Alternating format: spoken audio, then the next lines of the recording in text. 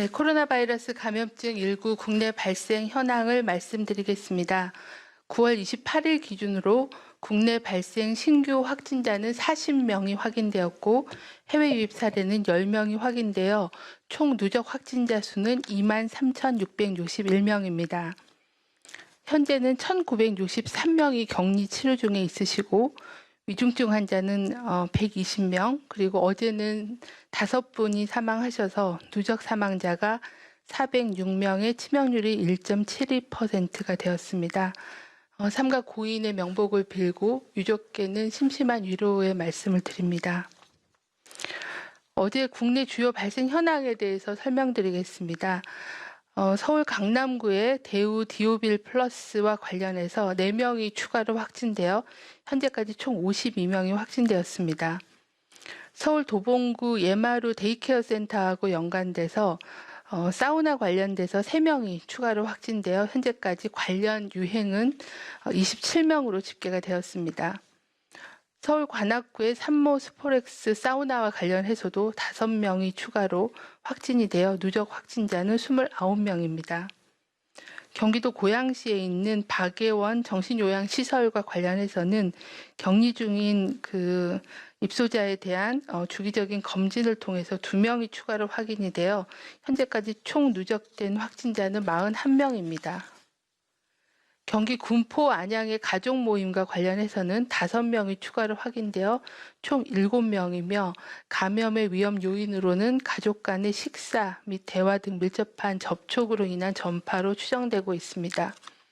경북의 포항시의 어르신 모임방과 관련해서는 3명이 더 추가로 확인되어 현재까지는 총 11명입니다. 모임방을 방문하셨던 방문자가 8명이고 가족 및 지인이 3명이 확인이 되었습니다. 다음은 해외 유입 확진자에 대해서 말씀을 드리겠습니다. 어제는 10명이 확인되었으며 검역 단계 7명, 지역사회 격리 중에 확인된 경우가 3명이었습니다. 유입 국가는 주로 우즈베키스탄 2명, 인도, 인도네시아, 네팔 등이 각 1명이었습니다. 지난 일주간의 방역관리 상황 및 위험 요인에 대해서 설명드리도록 하겠습니다. 국내 발생 환자는 최근 일주간은 일일 평균 75.6명으로 직전 일주보다는 31.8명이 감소하였습니다. 지난 일주간 집단 발생 신규 건수는 전주 대비해서 12건이 감소해서 8건이 집단 발생이 보고가 되었습니다. 감염 경로 조사 중의 비율은 20% 내외를 유지 중이며 방역망 내의 관리 비율은 80% 미만으로 나타났습니다. 해외 유입 사례는 최근 일주간 평균 일일 13.4명이 발생해서 지난주와 유사하게 10명에서 15명 정도의 수준을 유지하고 있습니다. 지난 일주간 총 18분이 사망을 하셨습니다. 사망하신 분들의 연령은 80대가 5명, 그리고 70대가 10명, 60대가 2명, 그리고 50대가 1분이셨습니다. 기저질환이 있는 경우가 17명이고 1명은 기저질환에 대해서 조사 중에 있습니다. 최근 일주간의 주요한 감염 경로를 보면 국내 집단 발생과 연관된 사례가 184명으로 29.5%이며 선행 확진자하고의 접촉이 152명으로 24.4%입니다. 감염 경로 조사 중인 사례가 127명으로 20% 순으로 나타났습니다. 주요한 전파 양상을 보면 아직도 다단계 투자 설명회, 그리고 의료기관 및 요양시설을 통한 감염, 그리고 식당이나 사우나 등과 같은 다중이용시설을 통한 전파, 그리고 종교 모임 등 종교시설을 통한 전파 등 다양한 집단을 통해서 감염 발생이 지속되고 있는 상황입니다. 대부분 집단 발생이 발생하는 위험 경로가 굉장히 유사한 그런 상황이 반복되고 있는 걸로 보입니다. 다음 주, 이번 주부터 이제 추석 연휴가 시작이 됩니다. 사실 이번 주부터는 연휴에 들어가는 국민들도 있으실 거고, 나와 가족의 건강을 위해서 이번 명절은 집에서 쉬면서 보내는 것이 필요하겠습니다. 기존에도 저희가 5월 초 연휴 그리고 8월에 학예 연휴 기간을 거치면서 코로나19가 전국적으로 확산되거나 억제됐던 환자 수가 다시 증가하는 경향을 보여왔습니다. 금번 추석 연휴 기간은 가급적 집에서 보내며 긴급하지 않은 외출이나 여행을 자제해 주시기를 거듭 당부드립니다. 특히 어르신 등은 코로나19의 고위험군인 만큼 직접적인 방문보다는 영상통화 등을 통해 마음을 전해주시기를 부탁드립니다. 부득이하게 고향을 방문하거나 여행을 하실 때에도 이동하는 교통수단이나 각종 실내 장소별 방역 수칙을 철저히 준수해 주시길 바랍니다. 이동하실 때에는 가급적 개인 차량을 가족 단위로 이용해 주시고 대중교통수단은 사전 예약을 적극 활용해 주시길 바라며 필요한 간식이나 물은 미리 준비해서 사람이 많은 휴게소 같은 공간은 최소한으로 머무르도록 해주시길 바랍니다.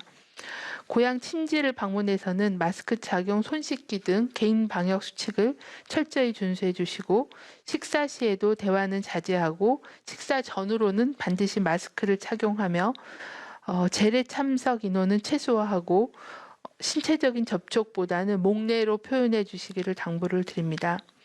아울러 추석 연휴 기간에도 선별진료소를 계속 운영하고 있습니다. 국민들께서 의심 증상이 발생하실 경우에는 코로나19 진단검사를 적시에 받을 수 있도록 지속 운영을 하며 기간별 운영 상황이 변동될 수 있어서 응급의료 포탈이나 아니면 보건복지부 지자체 등의 홈페이지 또는 129 콜센터, 119 콜센터, 119의 그 구급상황관리센터 등을 통해서 선별진료소의 운영 여부를 안내하고 있기 때문에 반드시 사전에 운영 여부를 확인하고 방문해 주실 것을 당부를 드립니다. 추석 연휴가 있는 월요일입니다. 코로나 유행기에 맞는 첫 추석 명절 풍경이 모두에게 낯설지만 올해 추석만큼은 만남 대신에 따뜻한 마음만 보내고 쉼이 있는 연휴를 보내 몸과 마음 건강을 지키는 기간으로 삼아주시기를 당부드립니다. 사람 간 만남과 이동이 줄어들면 바이러스의 확산은 멈춥니다. 이번 추석 연휴가 대면 접촉을 자제한 진정한 휴식이 된다면 다가올 가을, 겨울 우리 사회는 더 안전하게 일상을 회복할 수 있을 것입니다. 이번 주에 고향 이동, 휴양지의 여행이 또 다른 감염의 시작이 되지 않도록 예년과는 다른 경각심을 가지고 방역 주간으로 삼아주시기를 당부를 드립니다. 반복해서 말씀드리지만 연휴에 크게 두 가지의 위험 요인이 있습니다. 가족 모임과 여행을 통한 감염의 확산입니다. 가족 모임의 경우는 지난 5월에 어버이날 가족 식사를 한 후에 부모님과 어린 조카를 포함해서 가족이 모두 감염된 사례도 있었고 또 9월에도 가족 모임에서 자녀에게 감염된 80대 어르신이 사망하시는 안타까운 사례들도 있었습니다. 특히 집안에 고령의 부모님, 조부모님이 계신 집에서는 각별한 주의가 필요합니다. 몸이 조금이라도 이상하면 방문하지 않는 게 안전하며 이상이 없더라도 무증상 시기에 전염 가능성이 있으므로 집안을 수시로 환기하고 손 씻기, 거리 두기, 밀접한 접촉 시에 마스크 착용하기, 또 많은 가족들이 한꺼번에 모여서 어르신과 함께 식사하는 것 등을 자제해 주시기를 바랍니다. 두 번째 위험 요인은 여행입니다. 지난 여름 휴가 한산한 야외 캠핑장을 찾았지만 여러 가족이 같이 식사하고 대화하는 등 밀접한 접촉을 통해 아이들을 포함해 여러 가족이 집단 감염된 사례가 있었습니다. 동창회 속초 여행 모임, 영남 골프 여행 모임 등 여러 가족 또는 단체가 동시에 여행을 할 경우에는 한 명의 감염자가 있을 경우 집단 발생으로 이어지고 또 무증상 경증 감염으로 확진이 늦어진다면 가족 그리고 직장으로 추가 전파가 이루어지게 됩니다. 여행을 가신다면 동거가족 단위로 산밀 환경을 피하시고 휴게소는 음식은 포장해서 최소 시간 머물러 주시고 한적한 자연에서 가족의 건강을 지키는 그런 여행으로 보내주시기를 당부를 드립니다.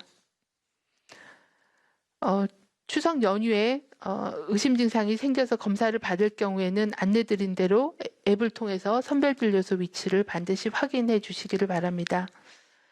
추석 명절에도 비상근무하면서 환자 진료와 선별 진료에 고생하시는 의료진께 감사 말씀을 드리며 방역 당국도 24시간 비상근무 체계를 유지하며 상황 관리에 최선을 다하겠습니다.